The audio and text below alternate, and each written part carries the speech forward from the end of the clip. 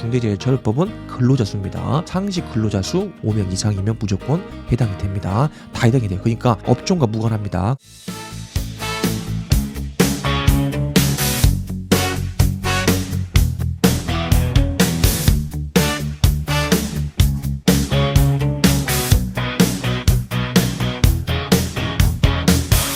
안전보건관리 체계 구축 첫 번째 안전보건에 관한 경영자의 확고한 리더십 안전보건 경영 방침은 공평하게 하셔야 합니다.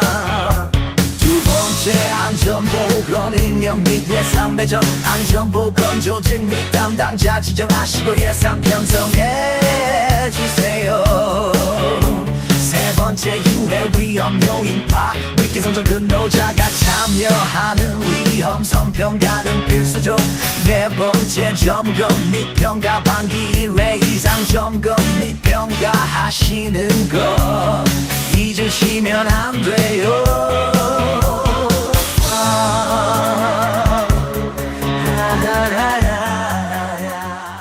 이제 중대재해처벌법 확대 적용 관련해서 Q&A 섹션 같이 본격적으로 살펴보도록 하겠습니다. 자, 1번부터 15번까지 가장 빈번하게 나오는 그 질문들을 모아놨다. 이렇게 여러분들이 보시면 될 것 같아요. 그래서 15가지 정도 질문을 여러분들이 들어보시면은 거의 다 저희가 비슷하잖아요. 수준이. 그 안에서 다 해결이 될 거다. 이렇게 보시면 될 것 같습니다. 자, 1번 보시면은 중대재해처벌법이 2024년 1월 27일부터 왜 갑자기 좀 따지는 것 같습니다. 왜 갑자기 확대 적용되었나요? 이거 보시면 나는 몰랐다. 난 몰랐는데 갑자기 툭 튀어나온 거 아니냐. 예고도 없이 이렇게 하면 되느냐. 이런 볼멘 소리인 것 같습니다. 자, 누구나 다 그렇게 생각할 수 있어요. 자, 일단은 답을 한번 볼게요. 중대재해처벌법은 결론적으로 말씀드리면 갑자기 튀어나온 법이 아니다라는 거죠.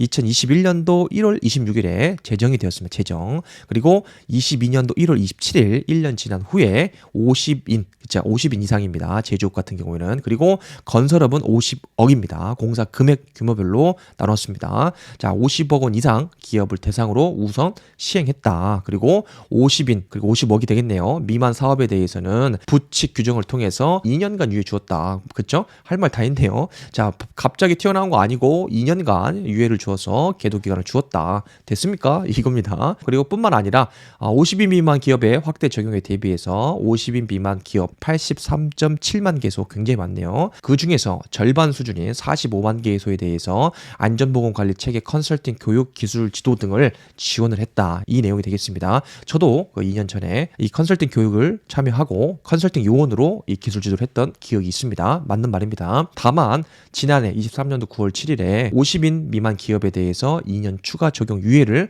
내용으로 하는 중대재해처벌법 개정안이 발의되고 논의되었죠. 근데 무산되었죠. 결국에는 그겁니다. 그래서 국회에서 처리되지 못해서 난리가 있었죠. 아무튼 그걸로 인해서 한 번 더 유예해 주는 것이 아니고 24년 1월 27일부로 시행이 되고 있습니다. 이 내용입니다. 자, 결론은 뭐죠? 자, 왜 갑자기 확대 적용됐습니까가 아니고 정부 입장에서는 충분한 기간도 줬고 지원도 해줬고 그리고 기업의 어려운 상황들을 고려해서 2년 추가 유예를 국회에 연장했으나 거기서 무산되었다. 이 내용입니다. 체크하시고요. 자, 2번 넘어갑니다. 자, 중대재해처벌법이 무엇이고 어떤 사고 발생 시 적용을 받나요? 이것은 앞에 기억하시죠? 요거 여러분들 어제 인트로 나왔던 거 보시면 다 알 거예요. 그렇지만 한 번 더 살펴볼게요. 자, 중대재해처벌법의 핵심은 기업이 스스로 자율적으로 경영 책임자입니다. 경영 책임자 마인드가 가장 중요하니까 경영 책임자를 중심으로 안전보건관리 체계를 구축하고 이행하는 거다. 그 이행은 뭡니까? 어제 말씀드렸던 인트로 영상 보시면은 이 왼쪽이 있습니다. 여러분들이 이 왼쪽 읽어보시면은 쉽게 이해가 될 거예요. 체크하시고요.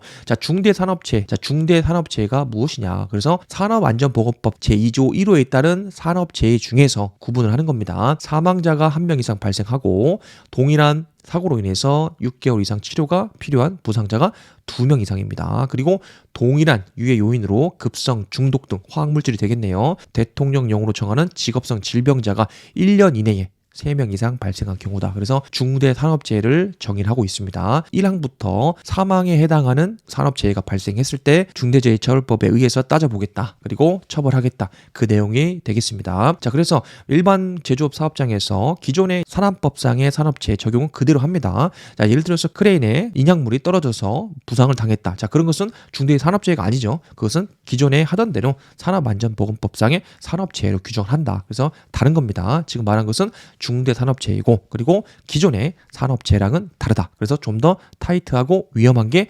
중대산업재해다. 체크하시면 되겠습니다. 자, 3번 질문 봅니다. 중대산업재해가 발생하면 무조건, 자, 위험한 말이죠. 무조건 반드시, 이건 굉장히 위험한 말입니다. 사업주가 처벌받게 되나요? 답이 나왔죠. 자, 우리가 마치 시험 문제를 푸는 것 같습니다. 자, 무조건 반드시 꼭 이런 것은 조심해야 됩니다. 그래서 무조건 사업주가 처벌받는 것은 아닙니다. 당연한 거죠. 이 중대산업재해가 발생하면 당연히 안 되겠지만은 사망자가 한 명 이상 발생했어요. 그러면 중대산업재해로 그 책임 소재를 따지는 건데, 만약에 무조건 발생했다고 해서 사업주부터 처벌받는다면 누가 대한민국에서 사업을 하겠습니까? 절대 못하죠. 아니면은 바지 사장 앉혀놓다든지 절대로 자기는 할 수가 없다. 그래서 그 처벌받는 것은 아니다. 사업주와 경영자가 중대산업재해를 예방하기 위해서 얼마만큼의 안전보건관리 체계 구축 등 안전보건 확보 의무를 했느냐, 이걸 따져보겠다는 겁니다. 그래서 뭐가 필요하죠? 자, 왼쪽에 어제 인트로 이거 잘하고 있느냐 보는 겁니다. 자, 중대산업재해 발생했다고 해서 무조건 사업주나 경영진이 처벌받는 것은 아니다. 그렇지만 사업주가 경영진이 해야 될 일들을 사업장에서 했느냐 안 했느냐, 이것을 따져본다는 겁니다. 대표적인 게 어제 했던 게 경영자 리더십이 있냐, 그리고 예산 편성하고 노력하고 있느냐, 얼마만큼 위험성 평가를 FM대로 잘 실시하고 현장 개선하고 있느냐, 그리고 반기 1회 이상 안전보건관리 체계를 자율적으로 점검 평가하고 있느냐, 그거를 따져봐서 이것도 미비하고 그리고 사고도 발생했다. 그러면 그때 처벌 수위나 유무를 결정하겠다. 그 의미라고 보시면 됩니다. 자, 또한 사업주 또는 경영 책임자 등의 중대재해처벌법 의무 위반과 종사자의 사망 사이에 고의 및 예견 가능성, 인과관계 여부 등을 수시로 통해 확인하고 고의 및 예견 가능성, 인과관계 등이 명확한 경우에 한해 처벌받게 된다. 이것은 뭡니까? 아까 말한 그대로죠. 자, 따져보겠다는 거죠. 과연 이 사고가 예방할 수 있었느냐, 아니면은 최선의 노력을 다했음에도 불구하고 발생을 했느냐, 그리고 이 사업장에서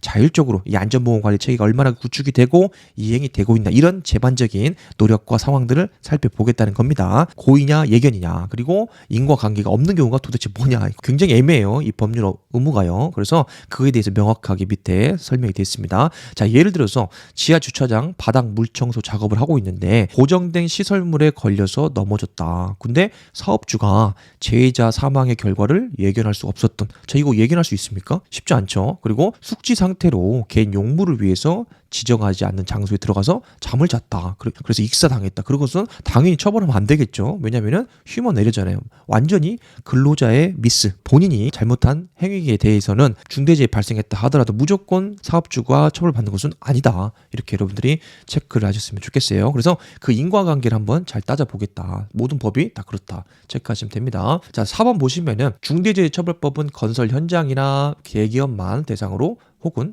제조업이 되겠죠. 그 대상이 될 줄 알았는데 식당, 카페, 미용실을 운영하는 개인 사업주, 특히 뭐 빵집도 있죠. 개인 사업주도 해당이 됩니까? 이겁니다. 자, 가장 중요한 포인트는 뭐죠? 중대재해처벌법은 근로자 수입니다. 상시 근로자 수 5명 이상이면 무조건 해당이 됩니다. 다 해당이 돼요. 그러니까 업종과 무관합니다. 모든 사업장, 개인 사업장이든 다 상관없어요. 사업을 영위하는 업종에 상관없이 5명 넘어가면 무조건 해당이 된다. 그래서 반발이 좀 많죠. 이 조그만 영세 사업장들이 대부분 10명 그리고 5명 이상 넘어가는 부분들이 많기 때문에 음식점, 숙박업 참 굉장히 할 말이 많다. 저도 이 부분에 대해서는 조금 시기상조가 아닐까 그런 생각들도 하게 됩니다. 자, 5번 봅니다. 자, 음식점, 제과점 등은 중대재해가 발생할 가능성이 거의 없다. 우리 편견이 그렇습니다. 그렇죠? 자, 걱정하지 않아도 되는데 굳이 이거를 끼어들 필요가 있습니까? 그 질문입니다. 자, 여기서 답변은 당연히 똑같죠. 안전인데 어떻게 이 안전을 미리 예상할 수가 있느냐. 자, 지금까지 사업을 10년, 20년 했는데 산업재해 한번 발생하지 않았다. 근데도 불구하고 왜 이거를 우리한테 적용하냐, 이 말과 똑같습니다. 안전 관련된 일을 해보시는 선배님들이나 경력자들을 보면 똑같은 말입니다.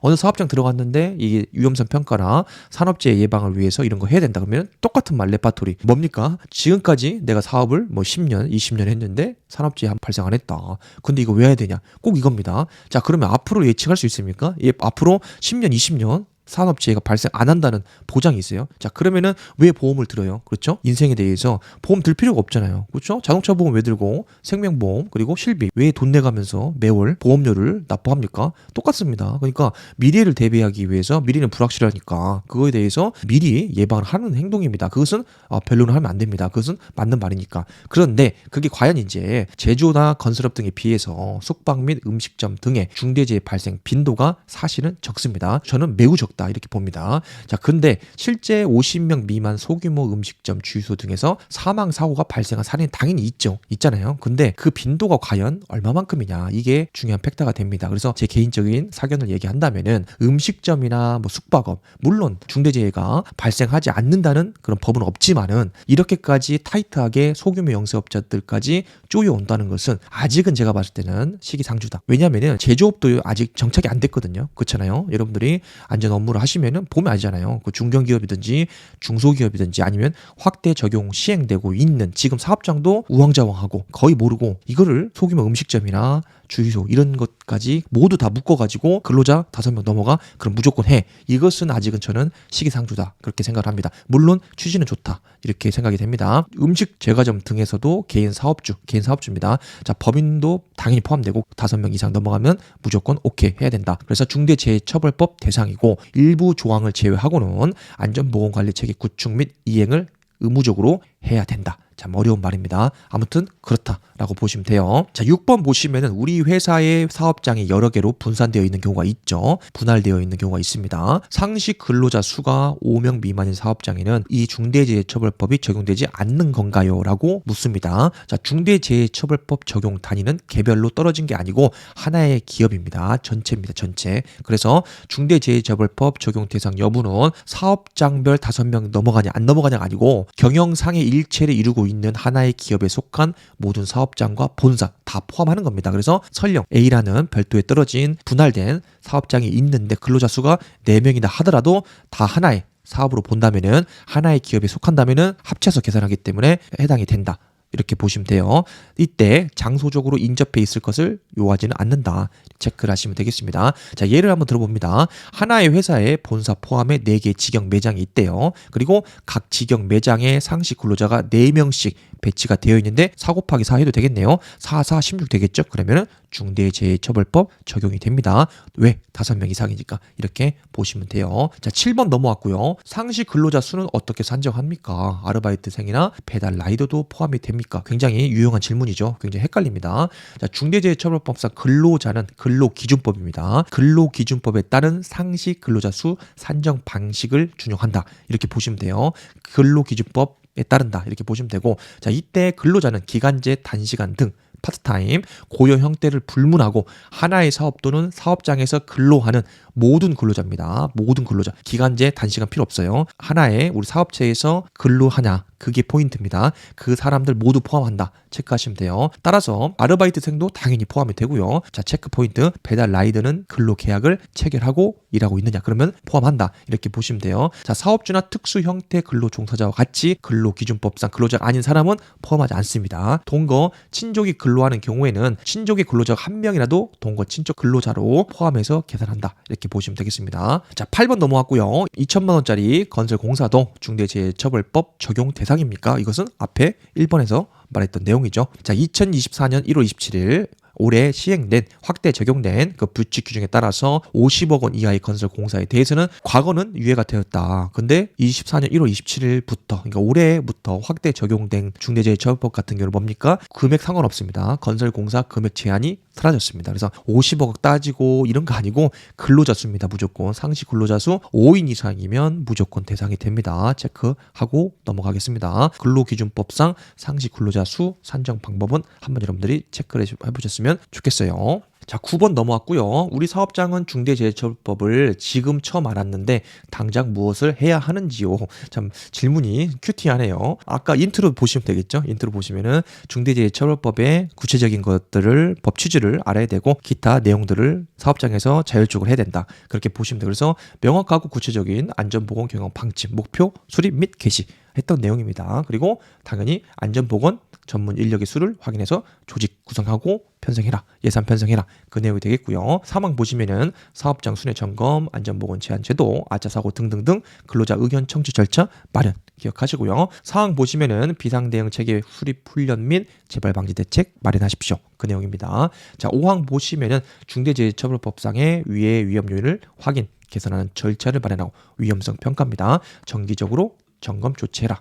체크하고 넘어갑니다. 그래서 중소 영세 기업을 위한 다양한 중대재해처벌법 및 안전보건관리 체계 자료를 고용노동부나 산업안전보건공단 자료 마당에 가면은 언제든지 프리하게 다운받을 수 있으니까 궁금한 내용들은 그쪽에 다 있다. 심지어 유튜브로 동영상도 잘 만들어져 있다. 이렇게 보시면 될 것 같아요. 자, 10번 넘어왔고요. 제조업, 건설업 이외에 식당, 호텔 등 다른 업종에서 참고할 만한 자료가 있나요? 보시면은 영세 중소기업 그리고 새롭게 편입된 5인 이하 사업장 같은 경우에는 이게 어떻게 해야 될지 샘플 자료가 반드시 필요하죠. 그래서 그 자료에 대해서 아까 말씀드린 것처럼 중대재해처벌법 자료마당, 중대재해처벌법 따라하기 메뉴 이런 것들이 다 있다. 그래서 밑에 보시면은 중대재해처벌법 바로 알기 이런 것들 자료에서 확인을 하실 수 있습니다. 자, 11번 보시면은 영업과 생산 안전관리도 도맡아야 되는데 영세업체는 법 적용 준비 여력이 정말 부족합니다. 그런데 도움을 받을 수 있는 방법이나 정부 지원이 있나요? 이 사업장 같은 경우에는 한 단계 더 나아가는 겁니다. 자, 못하겠다가 아니고 그래 좋다. 법은 법이고 우리도 따라 하겠다. 근데 도움을 좀 받고 싶다. 아무것도 모르니까. 자, 그래서 정부에서 어떤 도움을 줄 수 있느냐? 그런 방법입니다. 그래서 50명 미만 기업 같은 경우에는 산업안전대회 진단에 참여해서 안전보건관리 체계를 진단, 개선하고 중대재해처벌법을 대비할 수가 있다. 제가 나중에 컨텐츠를 올릴 겁니다. 그래서 안전보건공단 누리집 보면은 이게 팝업창이 있는데 스스로 참여할 수가 있어요. 오프라인, 온라인 다 가능합니다. 설문조사하는 겁니다. 자, 그래서 누구나 쉽게 온 오프라인으로 참여할 수 있고 총 10개의 안전보건관리 체계 구축에 따른 핵심 항목에 대한 각 사업장이 있죠. 상황을 진단하고 평가를 받을 수가 있어요. 그래서 이 정보를 활용해서 개선해 나갈 수가 있다. 백지 상태가 아니고 이미 이런 홍보 영상이나 그 가이드라인, 산업안전대 진단을 통해서 자율적으로 체크를 할 수가 있다. 이렇게 보시면 될 것 같아요. 그리고 정부의 뭐 지원도 있습니다. 대표번호 클릭하시면은 지원을 받을 수가 있다. 이렇게 보시면 돼요. 자, 12번 넘어왔고요. 소규모 영세 업체나 동네 음식점, 제과점과 같은 자영업자, 개인 사업자도 전담 조직을 두어야 되나요? 그래서 필수 전담 인력 그리고 관련된 안전보건 조직 구성해야 된다고 말씀드렸죠. 근데 여기도 해야 되냐? 그겁니다. 자, 중대재해처벌법상 전담 조직은 안전관리자 등을 3명 이상 선임한 500명 이상 사업장, 시공순위 200위 이내 건설 사업자 등으로 의무로 규정하고 있기 때문에 상시 근로자 수가 5명에서 50명 미만 기업이라면은 중대재해처벌법에 따른 전담 조직 설치 의무는 없다. 이거 포인트입니다. 상시 근로자 수가 50명 미만이라면은 중처법에 따른 전담 조직, 안전보건 전담 조직은 설치 의무는 없다. 자, 13번 넘어가시면은 소규모 영세업체나 동네 음식점, 제과점과 같은 자영업자도 안전 전문 인력을 별도로 두어야 되나요? 그래서 산안법에 따른 안전관리자 등을 전문 인력으로 정해준 수 이상 배치하고 있습니다. 그래서 따로 중처법이라고 해서 산업안전보건법을 배제하는 것은 아닙니다. 그래서 산안법상에 이미 되어 있죠. 17조에 보면은 안전관리자 선임에 대해서 나와 있고 18조는 보건관리자, 19조는 안전보건관리 담당자, 22조는 산업보건의가 되겠네요. 자, 따라서 5명에서 50명 미만 일부 규모 업종에 대해서만 산안법에 따른 것을 따른다는 겁니다. 그래서 산안법에 이미 명시되어 있는 안전 전문 인력이 해당되면 그때 전문 인력을 별도로 두어라 이 내용입니다. 자, 그래서 제가 인트로에 말씀드렸던 것처럼 중처법이 갑자기 튀어나온 법이 아니라고 말씀드렸죠. 기존에 있는 산안법을 거의 다 수용을 하고 있다. 체크를 하시면 될 것 같아요. 다만 법적으로 안전보건관리 담당자가 선임 의무가 없더라도 안전보건관리 담당 선임 의무가 없더라도 안전을 관리하고 담당하는 인력을 자체적으로 지정하고 역할을 부여하는 게 당연히 안전보건관리 체계 구축에 도움이 되니까 권고를 하는 겁니다. 12번도 마찬가지죠. 5명에서 50명 미만 기업이라면은 중처법에 따른 전담 조직은 필요 없지만은 12번, 13번 똑같은 얘기예요. 자체적으로 이것을 잘 관리하기 위해서는 아무래도 안전보건관리 조직이 필요하지 않겠느냐 권고를 하고 있는 겁니다. 의무는 아니지만은 권고를 하고 있다. 이렇게 보시면 돼요. 돼요. 자, 14번 넘어왔고요. 소규모 영세 업체나 동네 음식점, 제과점. 자, 굉장히 많이 나오죠. 헷갈립니다. 그리고 소규모 영세 업체, 음식점, 제과점, 뭐 미용실 이런 거 보시면은 상당히 많이 힘들어 하실 것 같아요. 자, 이런 것과 같은 자영업자도 위의 위험 요인을 주기적으로 확인하고 개선해야 합니까? 이 내용입니다. 결론은 뭐 다 나왔죠. 소규모 사업장에서도 사업주와 근로자가 함께 사업장의 위의 위험 요인을 찾고 개선해서 중대재해 발생을 당연히 예방해야 된다. 당연한 말입니다. 자, 중대재해처벌법에서는 사업주가 사업장의 위의 위험 요인을 파악하고 개선하는 절차를 마련하고 반기 1회 이상입니다. 점검 후 필요한 조치를 해야 한다고 규정되어 있습니다. 그러니까 하라는 겁니다. 사업주와 근로자가 함께 위험성 평가를 정기적으로 하시고 개선하시라, 이런 내용이 되겠습니다. 자, 다만 항상 다만이라는 내용이 있죠. 예외사항이 있습니다. 제36조 산안법상의 36조 위험성 평가를 실시한 경우에는 위의 위험 요인을 파악하고 개선에 대한 점검을 실시한 것으로 본다. 그러니까 이꼴 위험성 평가다, 이렇게 보시면 됩니다. 자, 15번입니다. 교육을 받아야 한다는 안내 전화가 계속 오는데요. 중대재해처벌법에 따라 이수해야 되는 안전보건 교육이 있습니까? 없습니다. 일단 없어요. 자, 산안법상의 정기 안전보건 교육, 뭐 특별교육 이런 것들은 법적으로 당연히 받아야 되는 건데 중처법에 관한 뭐 교육을 이수해야 된다든지 이런 거는 없습니다. 그래서 중대재해가 발생한 사업 또는 사업장의 경영 책임자에게 안전보건 교육의 의무를 부과할 뿐이지 그 외에 별도의 의무 교육은 없다, 이렇게 보시면 돼요. 따라서 사업주는 기존 산안법에 따른 근로자 교육을 법대로 시행하면 됩니다. 따라서 추가적으로 중처법으로 인해서 더 받아야 된다, 더 늘어나는 것은 없다, 이렇게 보시면 되겠습니다. 자, 여러분들 빨리 진행됐는데 15가지 항목 보시면은 여러분들 감이 오실 겁니다. 이 내용들을 잘 숙지하셔서 적용해서 우리 모두 건강하고 안전한 사업자가 되었으면 좋겠습니다.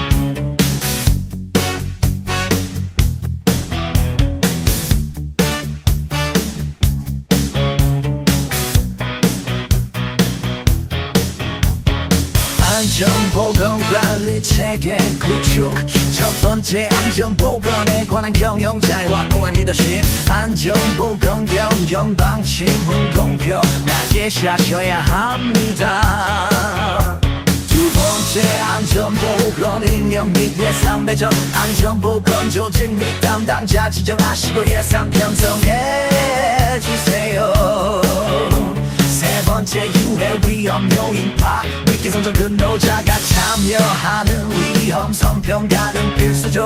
네 번째 점검 및 평가 반기 1회 이상 점검 및 평가하시는 거 잊으시면 안 돼요.